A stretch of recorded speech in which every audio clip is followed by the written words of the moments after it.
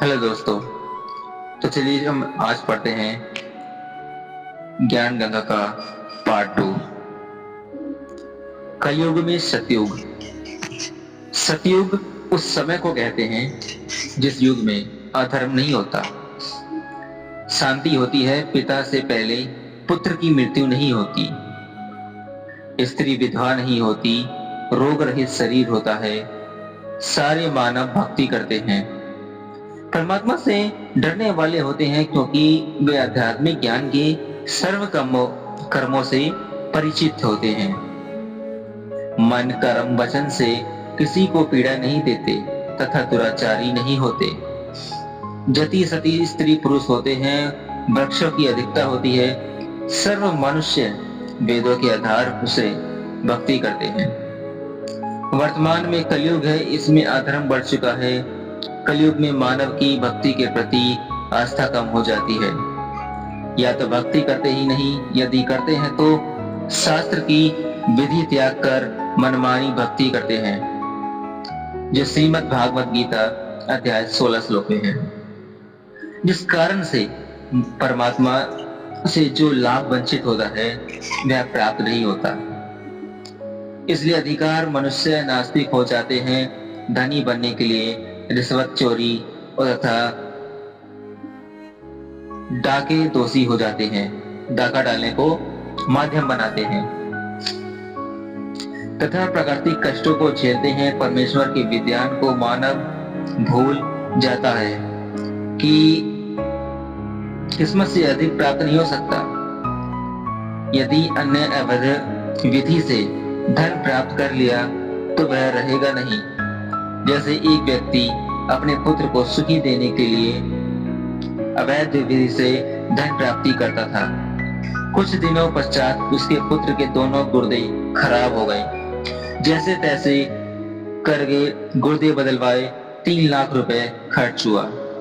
जो धन अवैध विधि से जोड़ा था वह सारा खर्च हो गया तथा कुछ रुपए कर्जा भी हो गया। फिर लड़के का विवाह किया।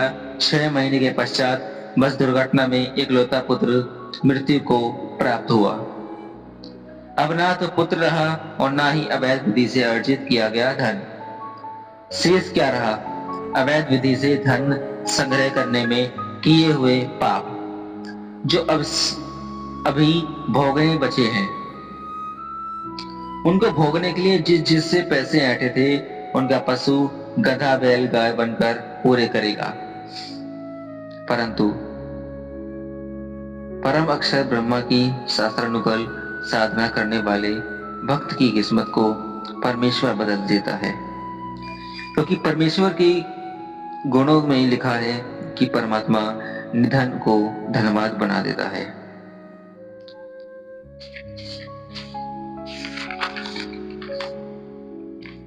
सतयुग में कोई भी प्राणी मांस, तंबाकू, मदिरा सेवन नहीं करता, क्योंकि वे इनसे होने वाले पापों से परिचित होते हैं। मांस खाना पाप है।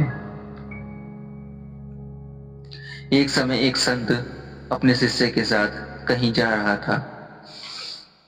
वहां पर एक मछियारा तालाब से मछलियां पकड़ रहा था। मछलियां जल से बाहर तड़प तड़प कर प्राण त्याग रही थी।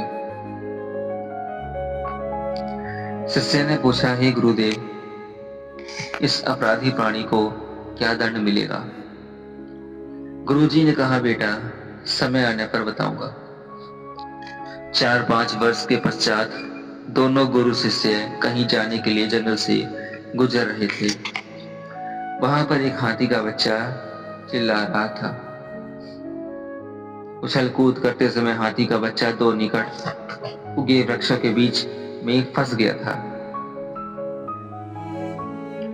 निकल तो गया, परंतु निकलने के प्रयत्न में उसका सारा शरीर छिल गया था तथा उसके शरीर में जख्म हो गए थे। उसके सारे शरीर में कीड़े चल रहे थे जो उसको नोच रहे थे। वह हाथी का बच्चा बुरी तरह चिल्ला रहा था। शिष्य ने गुरुजी से पूछा कि हे गुरुदेव, यह प्राणी कौन से पाप का दंड भोग रहा है? गुरुदेव ने कहा, पुत्र, यह वही मछियारा है जो शहर के बजाय जलाशय से मछलियां निकाल रहा था, के बाहर जलाशय से मछलियां निकाल रहा था। शराब पीने वाले को 70 जन्म कुत्ते के भोगने पड़ते हैं। मलमूत्र खाता पीता फिरता है, अन्य कष्ट भी बहुत सारे भोगने पड़ते हैं तथा शराब शरीर में भी बहुत हानि होती है। शरीर के 4 महत्वपूर्ण अंग होते हैं, फेफड़े, लीवर, गुर्दे तथा हृदय। शराब इन चारों को क्षति पहुंचाता है। शराब पीकर मानव न रहकर पशु तुल्य गतिविधि करने लगता है। कीचड़ में गिर जाना, कपड़ों में मलमूत्र तथा वमन कर देना, धन हानि, मन हानि, घर में अशांति आदि मदिरा पान के कारण होता है। मदिरा सतयुग में प्रयोग नहीं होती। सतयुग में सर्व मानव परमात्मा के विधान से परिचित होते हैं, जिस कारण सुख का जीवन व्यतीत करते हैं। गरीब मदिरा पीवे कड़वा पानी, 70 जन्म स्वान के जानी। दुराचार करना कितना पाप है। पर द्वारा स्त्री का खोले 17 जन्म अंधा को डोले। पूज्य कवि परमेश्वर जी ने बताया है कि जो व्यक्ति किसी पर स्त्री के साथ दुष्कर्म करता है तो वह 17 जन्म अंधे का जीवन भोगता है। बुद्धिमान व्यक्ति ऐसे आफत कभी मोल नहीं लेता। मुख्य ही ऐसा कार्य करता है जैसे आग में आग डालने से हाथ डालने का अर्थ मौत मोल लेना है। जैसे कोई व्यक्ति किसी अन्य के खेत में बीज डालता है तो वह महामूर्ख है। बुद्धिमान व्यक्ति ऐसा कभी नहीं कर सकता। व्यसगमन को ऐसा जानो जैसे कुर्नियों पर गेहूं का बहुमूल्य बीज का थैला भरकर डालाए। यह क्रिया बुद्धिमान व्यक्ति नहीं कर सकता। या तो महामूर्ख या शराबी निर्लज अर्थात घंड व्यक्ति की ही कर सकता है। विचारणीय विषय है कि जो पदार्थ शरीर से नाश होते हुए आनंद का अनुभव करता है, यदि वह शरीर में सुरक्षित रखा जाए तो कितना आनंद देगा। दीर्घायु स्वास्थ्य शरीर, स्वास्थ्य मस्तिष्क, शूरवीरता तथा स्फूर्ति प्रदान करता है। जिस पदार्थ से अनमोल बच्चा प्राप्त होता है उसका नाश करना स्फूर्ति प्रदान करता है। जिस पदार्थ से अनमोल बच्चा प्राप्त करता है उसका नशा करना स्फूर्ति प्रदान करना।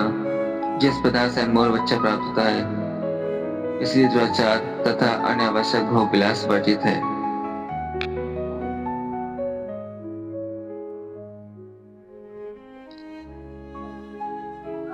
सुरापान मध मंसाहारी, गमन करे भोगे पर नारी।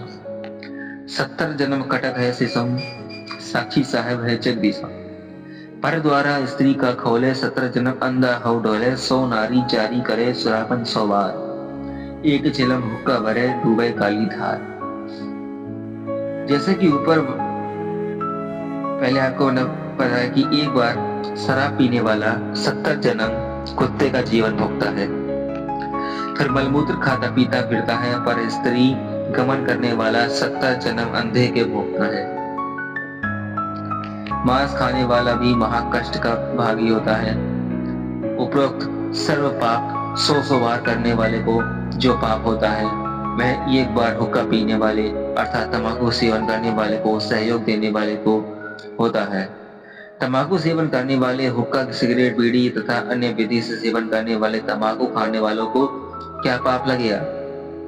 बीड़ी सिगरेट पीकर धुआं छोड़ता है तो वह धुआं उसके छोटे छोटे बच्चों के शरीर में प्रवेश करके हानि करता है।